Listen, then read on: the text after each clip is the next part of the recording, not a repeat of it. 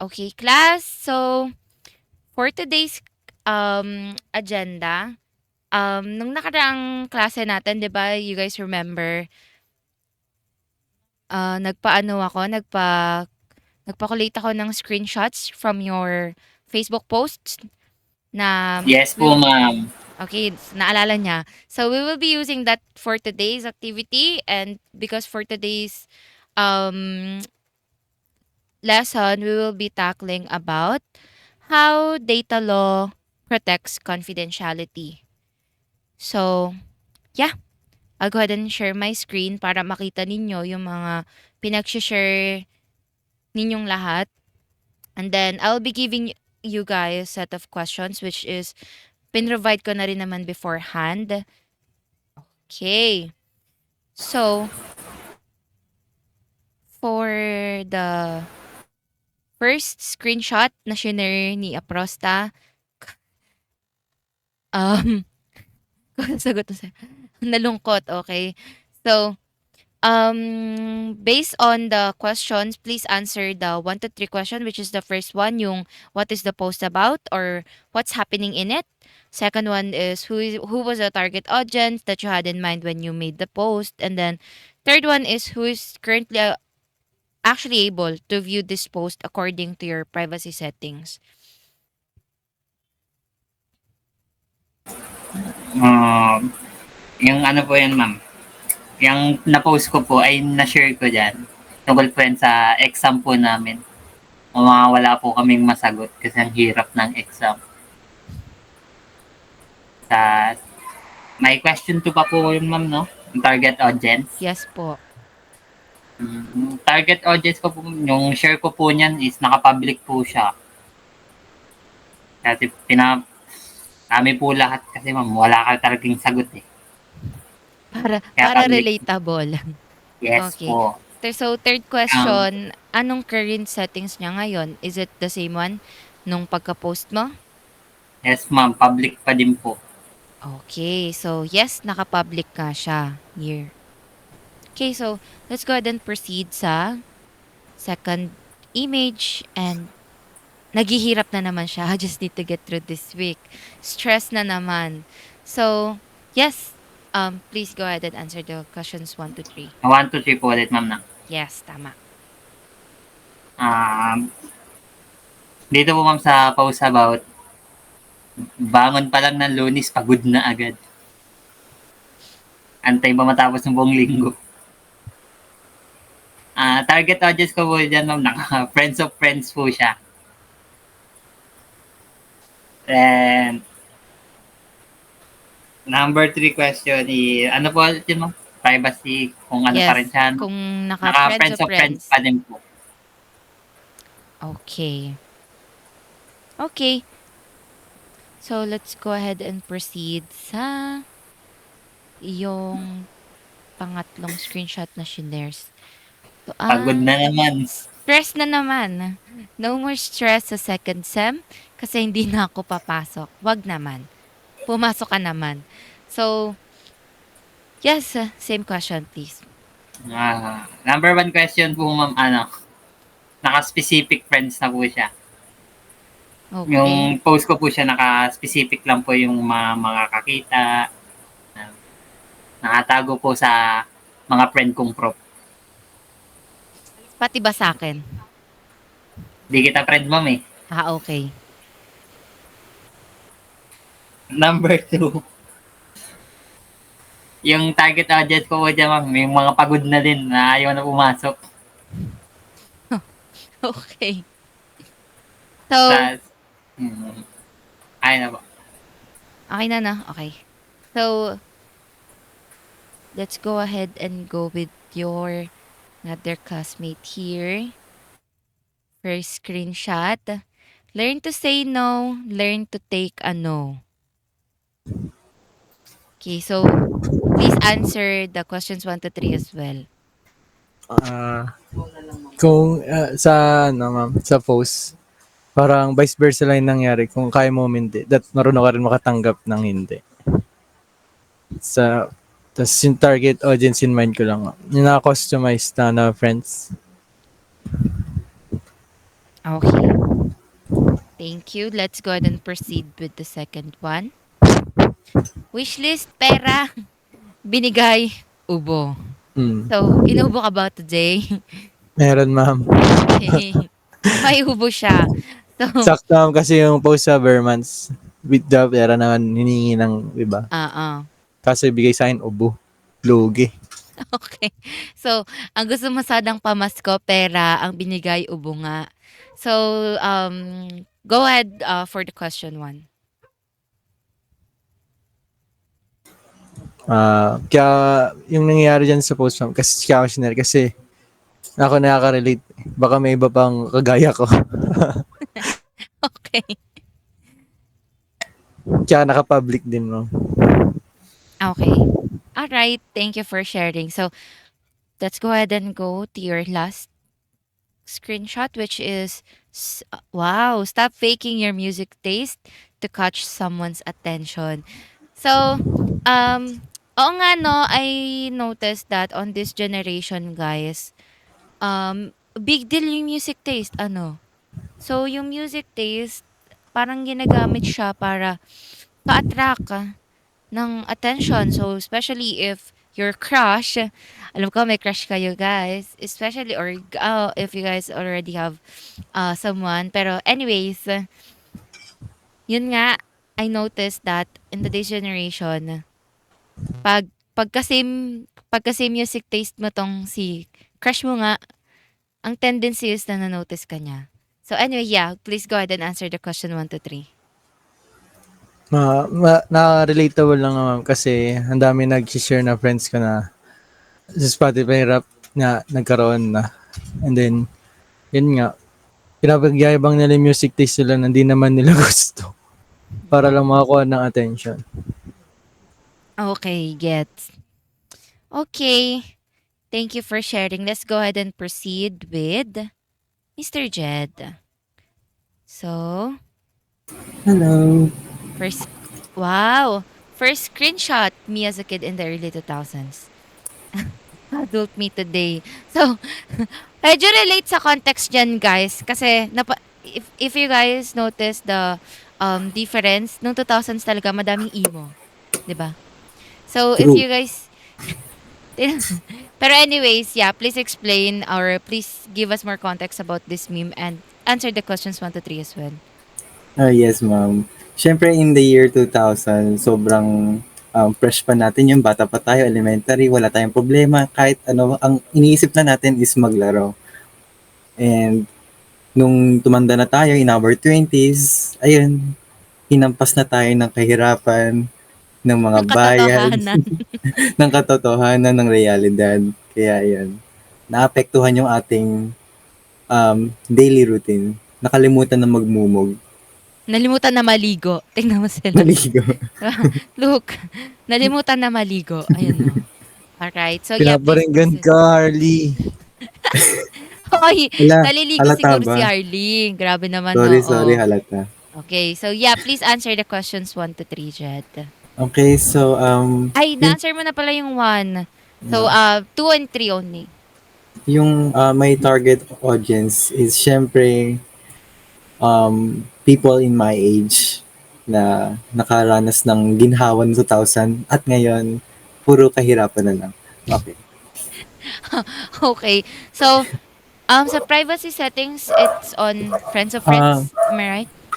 yes po, friends of friends. Kasi baka makita ng relatives at mabash pa ako. Ay, wow. Okay. Nagtatago ka pala. Okay. Sasabihin nila bakit noong 2000 hirap na daw sila. Okay. Okay. Oh! So, this one is... okay, medyo maano to Jed ah. Okay, so, this is an image you edited last... Oh, luma na. 2012. Using pizza pa siya ha. Luwang-luma. Very ancient. So, yeah. Please go ahead and answer your question. Next question po. Charis. Ay. Hindi. Ano po yan? Nung grade 3 pa po yan. May issue po yan na nag-post ako tapos nagkaroon ng cyberbullying kasi may nag-comment na minura ako. Kaya, ayan. Pumunta si mami kaya galit. Ah. Kaya now, yung target, yung ano niya, um, yung privacy setting niya ngayon is Only me only ano, me. naka-lock siya eh. Mm. Okay. Pero, when you edited this, shinare mo lang ba siya purely for fun? For fun? Kasi, ang target audience mo lang ba talaga nun is your friends or pinablik mo ba siya when you first post it? I'm sure naka-public po siya kasi bata pa ako nung wala pa Ay, akong oo. kaalam-alam sa privacy settings. And ayun, ang goal ko talaga Mm. is for my friends to see it. Okay, so for fun lang talaga siya. And unfortunately, may nag-comment at nagmura. Okay, and nakita ni mami mo. Okay. Alright, thanks for sharing. Okay, last screenshot. It's a birthday message for... Is this your classmate when you were Yes, ma'am. high school? Yes. Okay. Okay. So, please, go ahead. So, nung high school, mahilig talaga ako mag-post ng mga birthday greetings na mga puno ng mga epic pics. Kaya ayun yung annoying side ko as your friend. Okay. And syempre, my target audience is yung birthday girl. Yung may birthday. And sometimes nagiging public kapag nagko-comment na sila. Okay, gets. Alright, thanks for sharing. So, thanks for the screenshots. Let's go ahead and proceed with your other classmate, Mr. Ulangka. Okay, so your first image. Di natatakot mawalan. Lumaki akong wala. Wow, that's very deep. But Bars. anyways, bars. But anyways, let's go ahead and proceed. Or I mean, please go ahead and answer questions 1 to 3. Siguro po yung number one is yung nangyayari dyan. Wala lang, pang-motivate lang. Tsaka ano, tawag dito. Paalala lang na kapag lumaki kang wala, hindi ka naman sa namawalan. Kumbaga, yun po. Yes Kasi po. wala. Wala nang mawawala dahil wala ka naman talaga. Nasanay ka na doon. Okay, Yun. gets. Right, so, yeah, please go ahead and with the question 2 Ang, and 3. ang target ko po na audience is yung mga friends ko lang. Para maingganyo din po sila na hindi malungkot sa buhay. Yun lang po. Okay. Ano nga po yung pangatlong question? Yung privacy settings. So, I think it's on Friends of Friends, right? O, Okay, hanggang ngayon ba naka-Friends of Friends yan? opo. Okay. Alright. So, I saw someone a while ago raising hand. Sino yon? Wag mo na yan, ma'am. Tama ko, ma'am. Ano yon? Sa buhay Hindi yan eh. makakarinig na maayos si Harley. Hindi siya enable. Oo. Talaga ba naka-enable talaga? Audible Naririnig na. ako eh. Ay, audible pala Audible yun. talaga yun na. Hindi yun enable. Para po yung post yan kay Abrost eh. Kasi po lagi siyang stress eh. Hindi kasi marinig ka maayos eh. Okay. So, Apo. etong post na to ay para kay Narinig Prosta po. dahil Yes lagi po. siyang stressed. Okay. Alright. So, with the next post, miserable na nga, malabo pa yung mata. Okay. So, malabo ang mata mo, no? Medyo po. Mataas na ba ang grado niyan? Sana po yung grado ko din sa grades eh. Mataas. Okay. Magkakaroon kayo niyan. Basta, magaling kayo sumagot sa questions. Please answer questions number 2 and 3. Ang ano lang po, yung number one yun is, wala lang pong pampag-good vibes lang uli sa mga taong friends ko. Ganun. Tapos naka-friends of friends po uli yan hanggang ngayon. Tagal na po niyan eh, September 24. Okay. Right, so, next post. Sana ako na lang nakaisip ng kangkong chips. Okay, so, clarify ko lang guys, yung kangkong chips, yun yung, ano, di ba, yung business nung self-proclaim millionaire. Yung Yes po, Josh pangalan Mojica niya? po. Ayun, si Josh Mojica. Okay. So, yeah. Mukhang millionaire na nga siya and Yes. gusto mo maging millionaire kaya gusto mo Opo, ng kangkong wala naman chips. pong may ayaw eh. Okay. Okay. And target audience mo is Friends of friends ulit. Para maingganyo rin sila magsikap sa buhay. Malay mo, may invento sila, malunggay chips. Yun. Pwede. Okay, so Pwede tanglad chips. pwede Pwede ikaw manahimik ka na. kainin mo, ha? Okay, so hanggang ngayon ba naka-friends of friends yung privacy Yes settings? po. Hindi po ako nagbabago. Loyal Okay. po ako eh. Okay, so, napansin ko lang sa inyong apat na nag-share ng screenshots, parang si Mr. Salangsang lang nagbago, si Jed lang ang nagbago ng and apparently it's because medyo nakakahiya nga naman yung nangyari dun sa picture na yon and matagal-tagal na din naman siya. So guys, before I give you guys more inputs on how data privacy law protects your confidentiality, let's go ahead and watch this video that I found online, and it's from Mr. Zaki. Let's watch this first so that magkakaroon pa kayo ng ideas about this topic.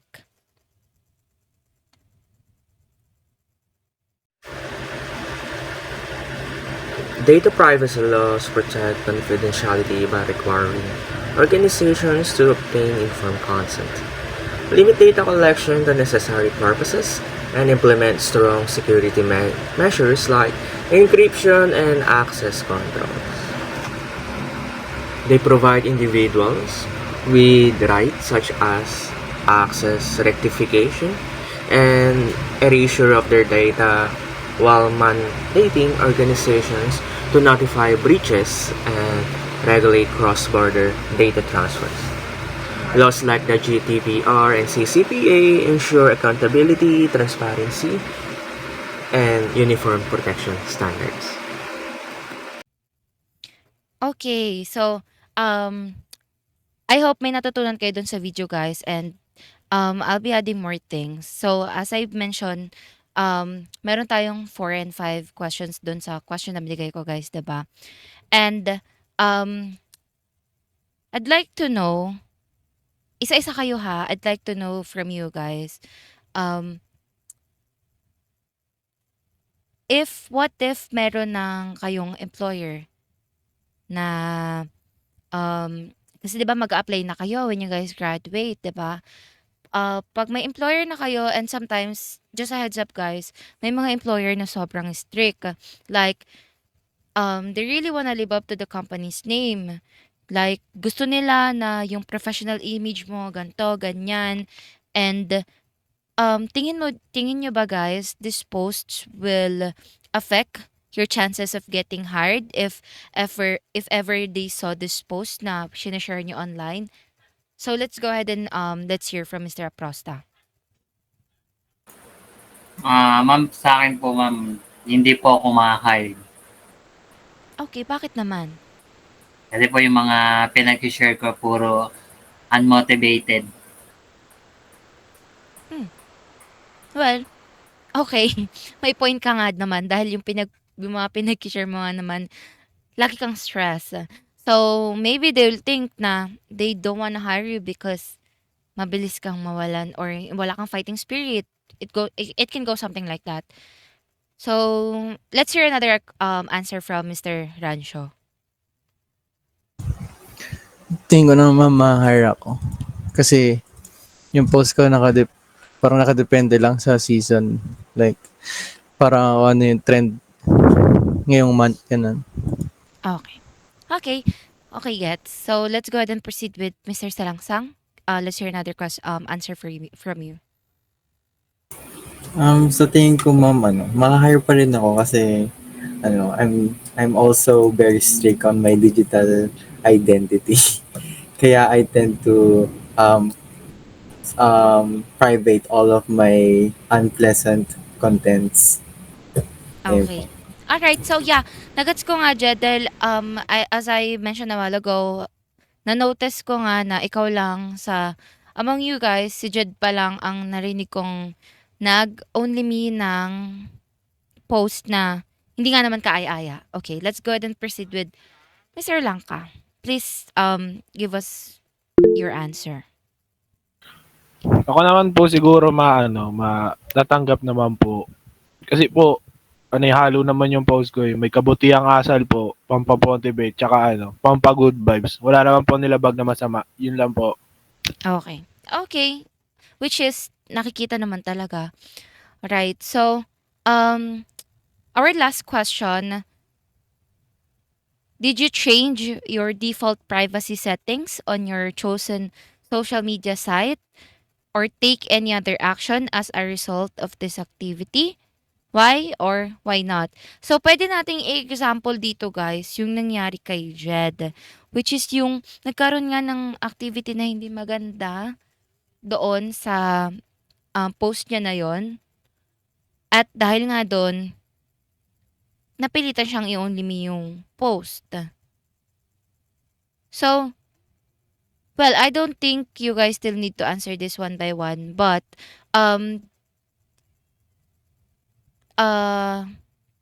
siguro let's hear, let's hear pa din your answer anyway. Tingin mo ba ikaw, if by any chance, mangyari sa'yo yon? Yes, Mr. Rancho? Oh. Nawala. Okay. So, let's go ahead and proceed with Harley na lang kasi nag-raise siya ng hands. Ikaw ba, by any chance, i-change, I mean, let's go ahead and go to this scenario na lang. If your employer would like to do a professional image instead, or gusto nila na yung image mo with your digital, let's say, di ba kasi ang tawag sa mga ganyan is digital footprints. So, let's just say na nakita yan ng employer mo. So, with that, if they ever give you a chance to like, just, hide it so that they could give you a chance, itatago mo ba? Or would you like to change the privacy settings? Siguro po gagawa na lang ako ng bagong Facebook. Yun na lang po yung bibigay ko sa kanila. Kumbaga po, hiwalay yung pang personal and sa work ko po. Ganon. Okay. That's actually a very good answer. Which is I also recommend. Kasi maganda nga naman na ihiwalay ang personal life sa work image mo. So you could use your work account for the company to check, and you can also use your personal account for friends, for families, for colleagues na you wanted to interact with sa social media mo na yon. So I want to hear another answer from Mr. Salangsang. Next ka na, Prosta. Okay. Okay, go ahead, Mr. Salangsang. Ako po ma'am, lagi kong ino-only me na yung mga unpleasant contents ko. Tapos ngayon, nakalock na po yung FB ko kasi hindi na po ako active doon. Nasa Instagram na po ako. Kaya, tulad kay Harley, hinihiwalay ko yung personal stuff ko sa, for work. Para komportable ako dun sa IG na personal contents. Tapos yung sa FB is puro professional. Yeah. Okay. All right. Thanks for sharing and thanks for the insight. Go ahead, Mr. Prosta. Sa akin naman po ma'am, sa Facebook is gagawin ko na pong professional yung Facebook ko. Hindi na puro unmotivate. Ilipat na lang po ako sa X na puro unmotivated. Okay. Doon ako mag-rant. Pwede nga naman. So, X yung dating Twitter, guys, no? Tama ba? Yes ma'am. Okay. So, nga naman. Pwede nga naman. Doon ka na lang mag-rant para pag may nakita ng FB feed mo, hindi ka naman mukhang unmotivated. Okay, so let's go ahead and proceed with Mr. Rancho. Karam kanina na-disconnect. Okay. So, yung akin naman, yung take ko dun, parang ang hassle kasi pag dalawa-dalawa yung account mo sa isang app. Like, parang pag nalimutan mo na, ay, di pala nakapagpalit. Tapos yun pala yung pang work mo. Doon ka nagkalat, ganun. Tamang, parang mind what you post na lang. At Ah, saka, be cautious na lang sa audience. Kaya naman pwede customize yung feed. Yun lang. okay. Okay, thanks for that insight. And since you mentioned that, guys, may nakita kong accident na ganyan mismo, yung sinabi ni Mr. Rancho na um, it's an FB page ng school. And nagkaroon ng shared post na very inappropriate for a school profile. So, it went viral and I think siguro isa man sa inyo nakita na din no na yun nga yung school page is nag-share ng very inappropriate na reels. So it's bastos. Bastos siya. So yung owner ng FB page or yung handler ng FB page na yon, yes, nag-share ng puro kabastosan. So, I'm not sure if nahack or if yung handler ng FB page is nalimutan lang mag-switch into personal account. So, yes, tama si Mr. Rancho. Medyo hassle nga naman if time to time you'll be switching FB accounts. Because like, what if nga naman you post this on this specific account and it's not where you supposed to post it. It's supposed to be on the other account. So, all right. Thank you so much for the insight. And um, with regards to our lesson, the data privacy law, um, on how privacy law protects confidentiality, it's we can connect it, guys, to your privacy settings with your posts. So, as much as possible, wag tayong mag-post ng too much information nang naka-public. Actually, even friends of friends. Because we don't know the friends of your friends. Yung friends nyo, pwedeng friends nyo sila. Pero yung friends ng friends nyo na yon, hindi nyo yun friends. So, you don't know them. So, to protect yung confidentiality nyo, guys, to protect yourselves as well, do not post or please lessen posting na naka-public. Kasi, it could contain other, or I mean, malay nyo may masamang information nyo na magagamit nila or something like that. And also, if you guys wanna stay like on this, meron din kasi ako nakitang post na yung personality nila sa Facebook is different on their personally. So, um, I think mas okay na naka-friends lang talaga yung sinishare nyo na posts. Kasi, at least, when like that, friends nyo lang din yung makakaalam na, ay, ganito lang naman siya sa FB, hindi naman siya ganito personally. Because what if, you come across this type of person na inad ka sa FB, or nakita yung post mo sa FB kasi naka-public. 'Di ba kasi hindi mo nga friends. So, naka-public. Nakita yung post mo na ganito ka pala. So, you'll be judged. 'Di ba? You'll be judged without even knowing na hindi ka naman ganyan personally. Yan lang yung gusto mo share sa Facebook. And I think that's gonna be on your discretion with your confidentiality kasi kayo naman ng nag-handle ng social media nyo and kayo naman bahala sa confidentiality nyo. But please take this advice na, ayun nga, lesson posting publicly. Kasi, yun na nga, kagaya nung naging example natin na, what if your employer nag-background check, 'di ba? And your posts, it's on public. So, makita nila. What if nagkalat ka publicly? 'Di ba? What if you post something like, or you post something displeasing sa mata ng recruiters, naka-public, kasi um, siguro hindi ka naman siguro i-add ng recruiter, 'di ba? Pero what if yun nga naka-public yung post mo, di wala na, nakita na yung yung hindi mo magandang shared post, or kagaya na lang yung sa nangyari kay GR, or I mean kay Mr. Aprosta. Naka-public yung isa sa unmotivated or isa din sa mga medyo negative niyang post. So, ayun nga. 'Di ba? You guys know where this going naman, 'di ba? You guys understand. Are you still getting it? Yes, Mr. Rancho. Opo, ma'am. Tama po. Okay. Napindot lang, sorry. Okay. Okay. All right. So, you guys have anything to add? Any other things to add? Wala na. Nan, Okay. ma'am. Okay. So, thank you guys for listening for this session, and I'll see you guys on the next class. You're dismissed. Thank you so much. Bye No, bye. ma'am. Thank you. Charis. Thank Thank you, you, ma'am. ma'am. Merry Christmas. Happy holidays.